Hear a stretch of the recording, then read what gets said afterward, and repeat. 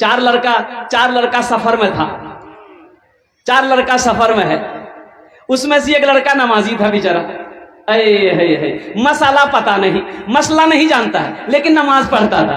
अब वो नदी के किनारे देखा कि नमाज का टाइम हो गया, तो 3 साथी से बोला कि भाई असर का टाइम हो गया है तो नमाज पढ़ लें, तुम लोग पढ़ोगे? बोला हाँ पढ़ लेंगे, तुम पढ़ोगे तो हम लोग पढ़ लेंगे। बोले ओ मौली साहब बस्ती में मौली साहब नमाज पढ़ावे जी, यहाँ क्या पढ़ते? वो लड़का बोला कि हम पढ़ाएंगे। बोला तुम पढ़ाओगे तो हम लोग भी पढ़ लेंगे। नदी में वजू बनाया, वही खड़ा हो गया। अल्लाह अकबर, एक इमाम 3 मुक्तदी। अब नमाज पढ़ ही रहा था, अब दरिया में एक मछली उछली, बड़ी मछली थी, भाम। एक आदमी बोलिए भैया की कूद जियो।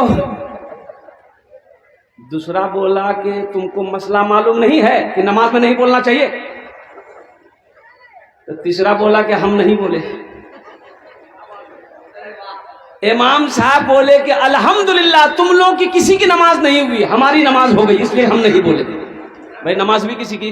इमाम साहब मस्जिद में तकरीर कर रहे थे कि लोगों मेरा अल्लाह वो है, मेरा अल्लाह वो है जो खिलाता है, जो नहीं खाता अल्लाह उसको भी खिलाता है। एक आदमी बोला कि क्या ना खिलाते, जब हम नहीं खाएंगे कैसे खिलाएगा?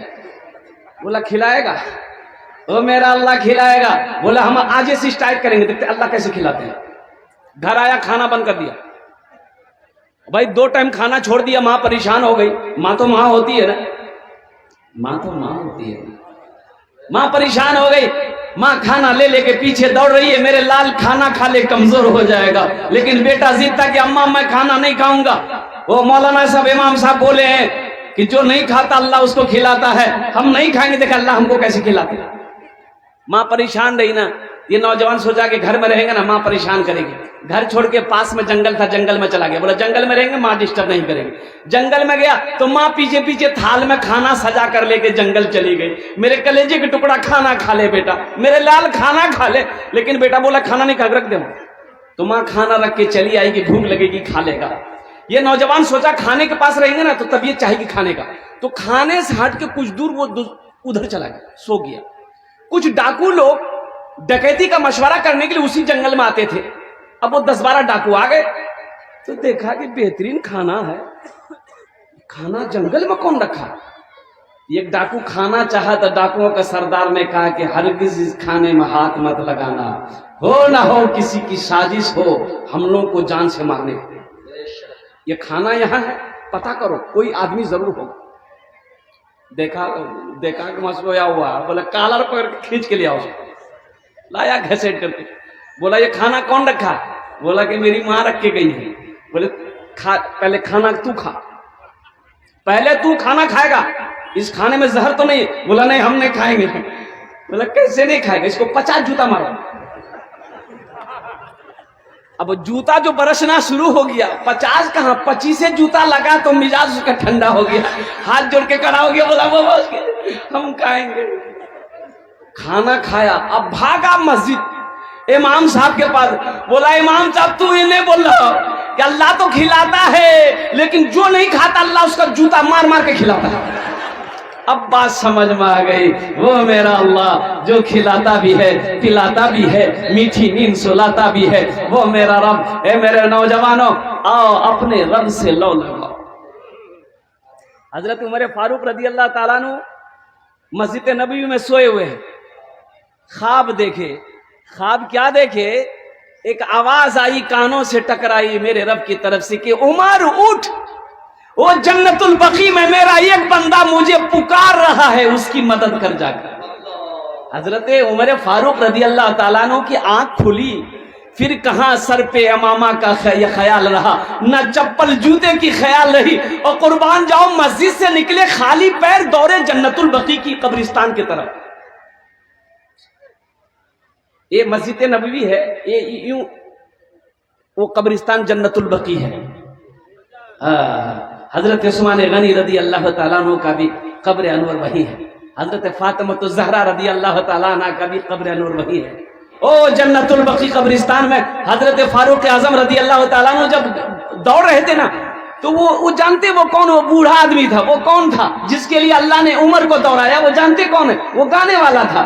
وہ گانا گاتا تھا، لوگ اسے کھلاتا تھا، لیکن بوڑھا ہو گیا، آواز ختم ہو گئی، آواز دب گئی، اب کوئی کھلانے والا نہیں تھا، دائیں دیکھا بائیں دیکھا، آگے دیکھا پیچھے دیکھا، کوئی سہارا دینے والا نہیں تھا، تو عرش کی طرف نگاہ کو اٹھایا کہ مولا تیرے سوا کوئی نہیں، تیرے سوا کوئی نہیں۔ تو وہ بوڑھا دیکھا نا، عمر آ رہا ہے دوڑا ہوا، تو بوڑھا بھاگنے لگا کہ خیریت نہیں ہے۔ تو حضرت عمر فاروق نے فرمایا کہ ارے رکو رکو، میں اپنی مرضی سے نہیں آیا ہوں، مجھے بھیجا گیا ہے۔ وہ بوڑھا روکا، وہ کس نے بھیجا؟ تو حضرت عمر فاروق رضی اللہ تعالیٰ عنہ نے جواب دیا کہ جس کو تم یاد کر رہے تھے اسی نے مجھے بھیجا ہے، جس کو تم یاد کر رہے تھے اسی نے مجھے بھیجا ہے۔ وہ بوڑھا وہیں پر بیٹھا زاروں قطار رونے لگا، کہا کہ مولا آج تک تیری نافرمانی کرتا رہا، کبھی تجھے پکارا نہیں، آج اگر پکارا تو صرف اپنی پیٹ کے لیے پکارا، اور تم نے عمر جیسا خلیفۃ المسلمین کو خالی قدم میری مدد کے لیے بھیج دیا۔ ایک چیخ ماری، وہیں انتقال کر گیا۔ حضرت عمر فاروق رضی اللہ تعالیٰ عنہ نے، قربان جائیے، آپ نے خود اس بوڑھے کی جنازہ کی نماز پڑھائی۔ میرے نوجوانوں، اللہ بڑا پیار کرتا ہے اپنے بندوں سے، اللہ بڑی محبت کرتا ہے اپنے بندوں سے، تو بندوں کی ذمہ داری یہ فرض ہے کہ وہ بھی اپنے رب کا شکر ادا کرے، اپنے رب سے محبت کرے، اپنے اللہ سے محبت کرے، اور جو بھی مانگنا ہے اپنے اللہ سے مانگو، او میرا اللہ کے سوا کوئی دینے والا نہیں۔ انشاءاللہ اللہ سے لو لگاؤ گے میرے بچوں؟ بھائی لو لگاؤ گے انشاءاللہ؟ قربان جاؤ۔ معزز سامعین کرام، یہ اصلاح معاشرہ وہ تعلیمی بیداری کانفرنس ہے، اور توسیع وہ تعمیر مسجد بھی ہے۔ ایک لفظ الحمدللہ۔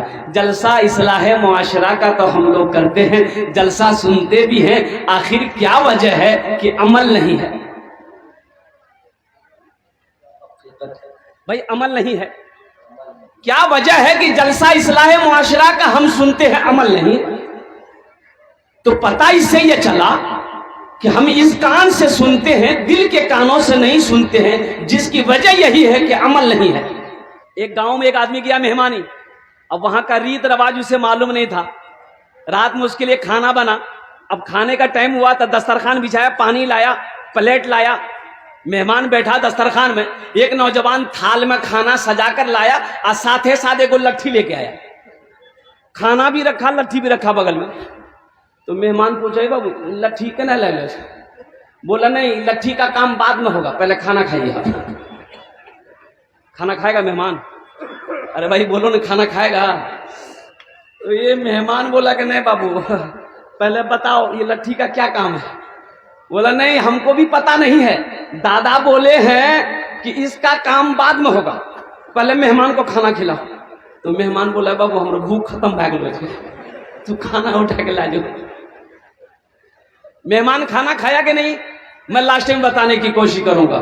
تو وہ مہمان ہو جاتا ہے جو مسجد کے اندر میں داخل ہو جاتا ہے۔ اس دھرتی پر اللہ کا سب سے پہلا گھر خانہ کعبہ ہے۔ اس دھرتی پر اللہ کا سب سے پہلا گھر کون سا ہے بھائی؟ خانہ کعبہ کہاں ہے؟ مکہ کا پہلا نام کیا ہے؟ بکہ۔ مکہ کا پہلا نام کیا ہے؟ بولو بکہ۔ کیا نام ہے؟ بھکا۔ یہ بولتا بھکا، بھکا نہیں، وہ کھانے والا بھکا نہیں، بکا۔ ان اول بیتیوں وضع للناس للذی ببکۃ مبارک وہدی للعالمین، اللہ کا قرآن کہتا ہے۔ حضرت آدم علیہ السلام جنت سے تشریف لائے، اللہ نے حکم دیا میرا آدم میرا گھر بناؤ، ٹھیک خانہ کعبہ کے سامنے پہلے آسمان میں بھی اللہ کا یہ گھر ہے جس گھر کا نام ہے بیت المعمور۔ سبحان اللہ، بولا دماشا۔ اس گھر کا نام ہے بیت المعمور۔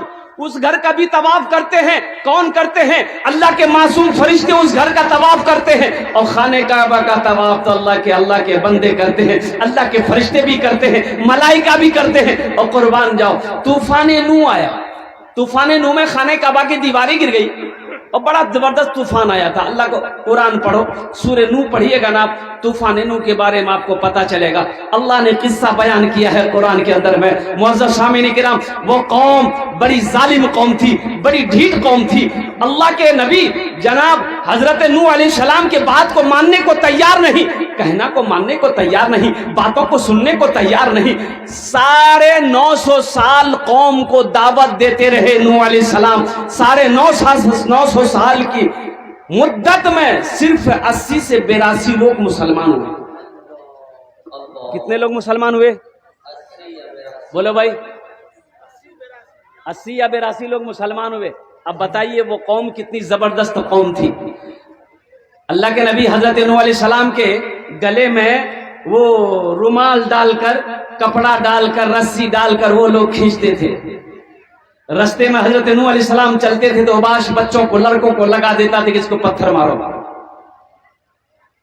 950 سال ہو گئے دعوت دیتے دیتے. حضرت نوح علیہ السلام نے کہا کہ مولا اب تیرے نور سے چلا نہیں جاتا, ان پاؤں میں طاقت نہیں رہے کہ ان پہاڑوں پہ میں چڑھوں لوگوں کو دعوت دوں. یا اللہ یہ قوم سمجھنے والی نہیں ہے, عذاب نازل کر, عذاب نازل کر. تو میرے اللہ نے کہا کہ نوح ایسا کرو, ایک کشتی بناؤ, ایک کشتی بناؤ, ہم عذاب نازل کریں گے پانی کا. نیچے سے بھی پانی ہوگا, اوپر سے بھی پانی ہوگا. اب اس کشتی میں تم اپنے ماننے والوں کو لے کر سوار ہو جانا. جو کشتی میں بیٹھ جائے گا, جو کشتی میں سوار ہو جائے گا وہ بچ جائے گا, باقی سب کو ہم ڈبا دیں گے. باقی سب کو ہم ڈبا نہ دیں گے, وہ میرا عذاب کا مزہ چکھنا لے گا. تو نوح علیہ السلام کشتی بنانے میں لگ گئے, اور علماء فرماتے کئی مہینے لگے, بہت بڑی کشتی بنائی. تو گاؤں والے نے کہا کہ نوحی کی بنا لے جاؤ. بولا کشتی, بولے کاہے کو, پینے کو پانی نہیں مل رہا, کشتی کہاں چلاؤ گے؟ تو کہا کہ اللہ کا عذاب آئے گا. تو لوگوں نے کہا کہ کیسا عذاب, کہاں کا عذاب؟ بولا دیکھ لینا تم لوگ. تو گاؤں والوں کو حسد ہو گئی کہ کشتی بنایا ہے. لوٹا لیتا تھا آدمی, اسی میں جگہ پخانا کرتا تھا.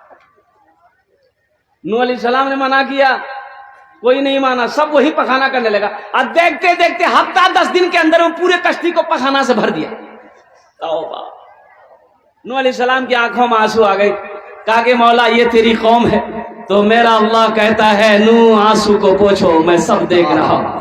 اے نوح, اس کشتی کو ان لوگوں نے گندگیوں سے بھر دیا ہے, پخانے سے بھر دیا ہے. اگر انہی کے ہاتھوں ان گندگیوں کو میں صاف نہ کرا دوں تو خدا میرا نام نہیں. سبحان اللہ اکبر کبیرہ. میرے رب کی طاقت دیکھو. اس قوم کے اندر میں اللہ نے ایک بیماری پیدا کی, اور اس بیماری کا نام ہم لوگ کہتے ہیں اسے کھجلی. کھجلی جانے سے, کھجلانا بہت اچھا لگے جی, بعد میں پتا چلا.